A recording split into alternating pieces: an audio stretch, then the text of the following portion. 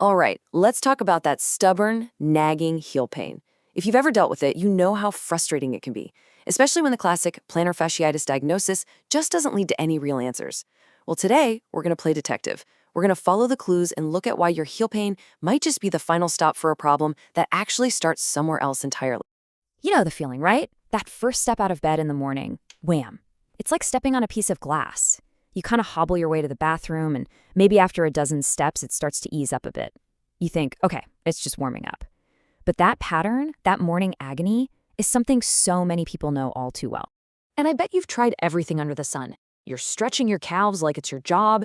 You've rolled your foot on a frozen water bottle, a tennis ball, a golf ball. You've bought the expensive orthotics. You've taken time off.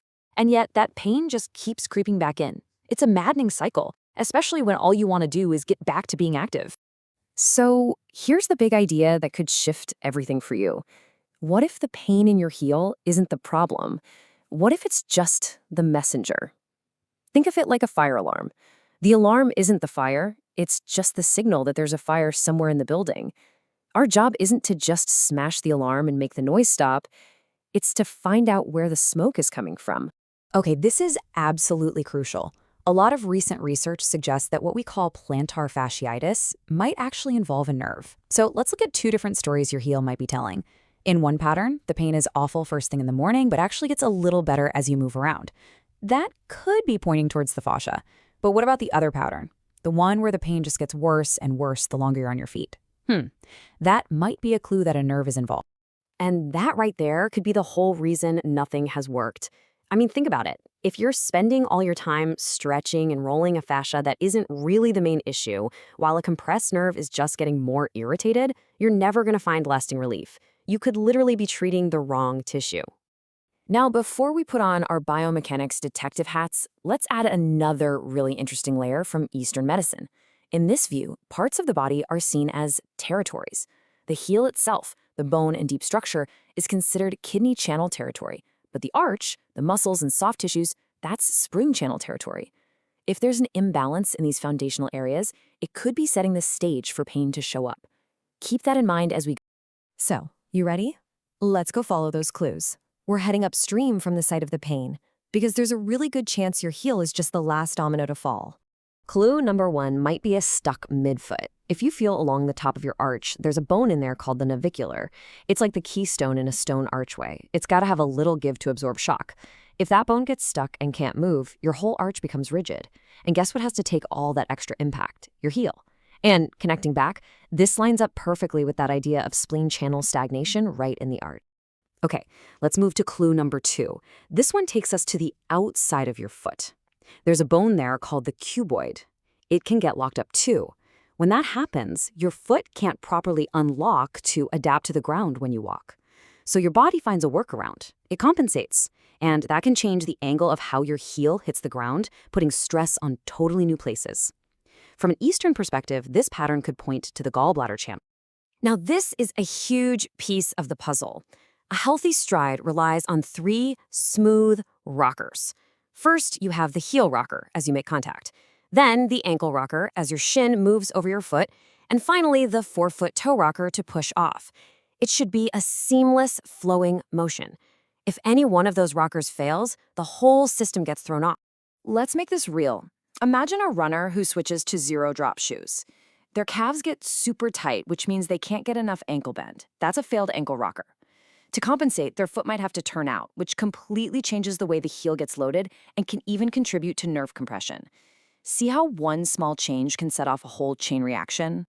You wouldn't think it, but our 4th clue is all about your big toe. You need it to bend way back, about 65 degrees, for a good push-off. But what if it's stiff, say from a bunion? Well, your heel has to stay on the ground a split second longer. That might overwork a tiny little muscle deep in your arch. And guess what runs right by that muscle? A little thing called Baxter's nerve. When that muscle gets tight, it can squeeze that nerve, and boom, you get pain that feels exactly like plantar fasciitis. All right, clue number 5.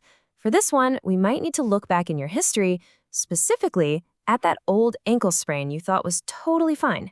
So how does an old injury cause problems now? Well, after a sprain, you can get stiffness around a key ankle bone called the talus.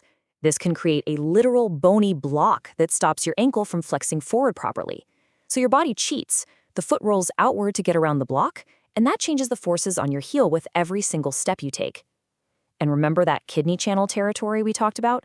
The one that governs bones? This fits right in. Now for clue number 6, and this one is a really big deal. What happens if the main muscle that's supposed to be supporting your arch has kind of gone on vacation? Let me introduce you to the tibialis posterior. Let's call it the arch captain. It is the primary muscle that's supposed to dynamically hold up your arch, but if it gets weak, your plantar fascia has to step in and do a job it was never designed for. That leads to a massive overload right where the fascia attaches to the heel. And here's the cool part. In the Eastern model, a weak TP is spleen deficiency. It's the same problem, just described in 2 different languages. Okay, our final clue might just blow your mind. What if your heel pain isn't a foot problem at all? What if it's a butt problem? Seriously, your plantar fascia is just the very bottom link of a long chain of tissue that runs all the way up the back of your leg to your glutes. If your glutes are weak, maybe from sitting all day, your calves have to work overtime. And all that tension can travel right down the chain, creating a constant pull on your heel. So when you start looking at all these potential clues, a stuck bone here, a stiff toe there, a weak muscle somewhere else, you start to understand, right?